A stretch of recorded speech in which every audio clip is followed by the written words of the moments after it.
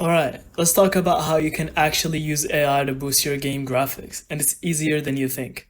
The first tool you'll want to know about is NVIDIA DLSS 3.5 or AMD FSR 3.0.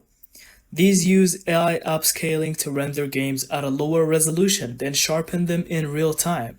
That means you get higher FPS and sharper graphics without needing a monster GPU.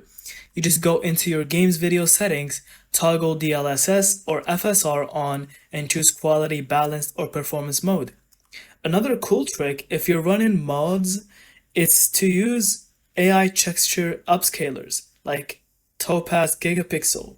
These take old blurry textures and use AI to rebuild them in 4K or even 8K, so your favorite older games look brand new. And don't forget about reshade with AI-based filters. You can apply smart sharpening, dynamic lighting, and even ray tracing like effects without taking performance. So yeah, AI isn't just hype. It's literally making games look better and smoother today.